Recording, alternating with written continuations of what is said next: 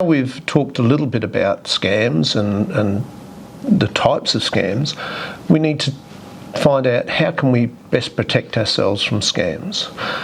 What we need to keep in mind is that scammers are getting increasingly sophisticated and their methods are becoming more sophisticated, and they may look legitimate, real, and really are correct. So one of the things we need to remember as well is that scams target everyone. Scams target all backgrounds, ages, income levels. It doesn't matter who you are. At some stage you will come across a scam because there's so many of them out there. What are some of the ways that we can protect ourselves? We need to be aware to the fact that the scams do exist. Scams succeed because we're not educated about them and we don't keep up to date with them. One of the ways that we can keep up to date is we can actually go to the WA ScamNet website and we can check out the latest scams. We can sign up for that service. We can also use the ACCC website, which is an Australia-wide website. Know who you are dealing with. If you've never met someone before, you're unsure of who they are, you need to legitimise that person. So you need to look them up on Google. Do a search on the company that they purport to be representing, and make sure that you're happy and you've taken every step you can to ensure their correct identity. One of the biggest areas that we find that scams come through is through suspicious texts, pop-ups on computer websites, and also clicks on links or attachments in emails. If you're unsure and it's an unsolicited email, delete them. If it's demanding something of you, I'm sure that if it's important, they'll get in touch with you another way. If you receive a phone call where someone asks you to do a certain thing with your computer, don't respond to those requests. Always err on the side of caution and get a second party to view your computer if you're unsure whether you've got a virus or if it's something's not right. Get that second party to have a look at it, and don't go by the people that call you. Best practice is to just hang up on that person. Another area that we like to think about is about keeping your personal details secure.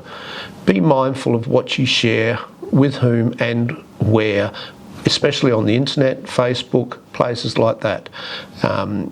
People can create a profile on you if you put too much information out there. The other thing is that we should be putting a padlock on our mailbox. A simple thing as putting a padlock onto our mailbox stops people from collecting information from our mailbox and then creating a profile on you. The other thing we can do as well, which is really important, is to keep our mobile devices, our computers secure. Always use a password on your computer, because if someone breaks into your house, steals your computer, you don't have a password on it, they can access your data. Conversely, if you have a mobile phone, like I have my mobile phone sitting here, always make sure that there's a PIN number before you start up the mobile phone. It's very important, because if someone steals your mobile phone, they've got access to all your contacts as well. So they may contact people that you know, and next thing you know, you'll have all your friends ringing you saying, "Why are you asking me for money?" We do the same with our tablets as well. We should always make sure that our tablets, our mobile phones and our computers are up to date with all of the updates that are released for them. We can do that in the settings, and if you're not sure about that, you should always talk to someone about how you can make sure that it's up to date. And once you've learned the process, it's very simple. It's just a matter of clicking on a button and saying update. You may have noticed also that passwords are a big thing as well. Choose your passwords carefully. Make sure I write my password down before I enter it onto a site, and I make sure it's a strong password. So I'll think of a nursery rhyme or a saying that I have, like "my dog has fleas," and I'll use the first letters of that and capitalise some of them, and then I will then add some numbers and even some symbols on that. But write it down first, because I've done it before where you put the password in and then you don't remember it. So you can keep that away from your computer, somewhere safe that is out of line. Always be aware of any requests for your details or money. If you receive an email that says please fill in this form so that we can process your tax refund or anything like that, just be aware that people are trying to get your details so that they can build this profile on you.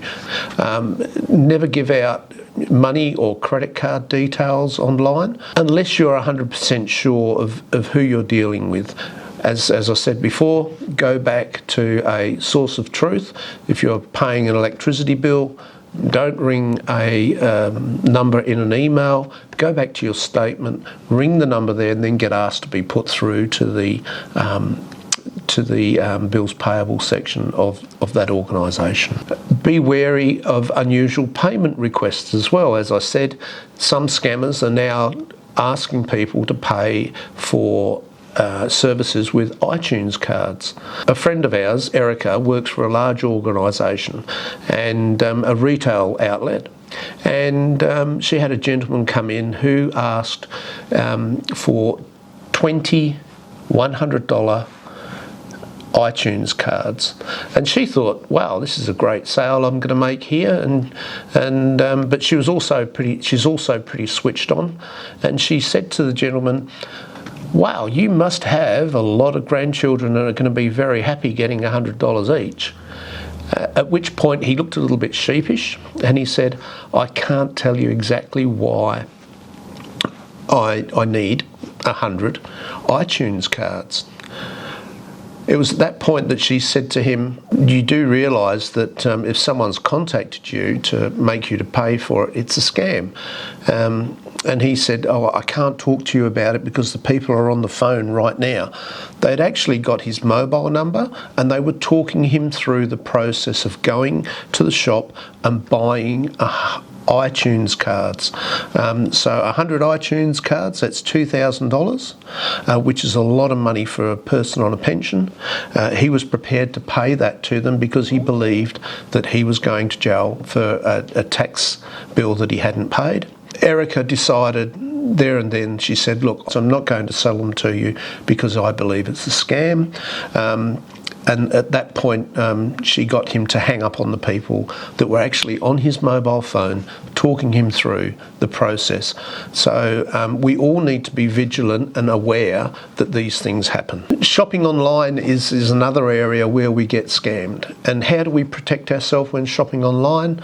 Well, we use a credit card. A credit card is the best means to protect ourselves online, and also we need to make sure that we regularly check our statements. If we don't check our statements, things will go missing, and we'll miss things that have been billed against our accounts.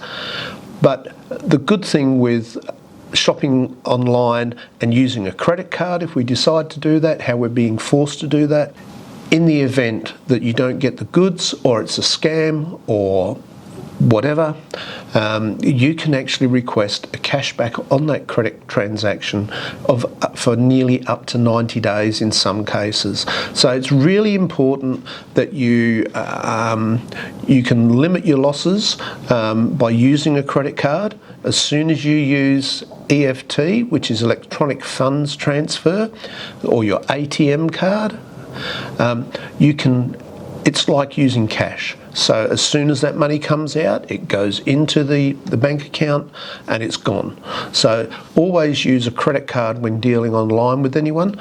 The other thing to remember is that we can have that cash back from the bank should we be scammed or lose some money. One of the ways we can limit our losses and ensure that we browse safely is to use what's known as HTTPS for any financial transactions. The S in HTTPS stands for secure, which means it's the site is vetted and it's a legitimate, safe website. HTTPS can be seen at the top of our web browser window. It's usually identified with a padlock. It might even mean that the site is in the address bar, the site name is green, or it depends on the browser that you're using. But always look for HTTPS and the padlock when you're doing any financial transactions or supplying details to a third party. Well, we hope you've enjoyed our little presentation on scams. We don't want you to be alarmed. We want you to go away feeling empowered, but we also want you to go away with a healthy level of skepticism. And that's the main thing with any form of scams, and you remaining in power with it. And as I always say, think before you click.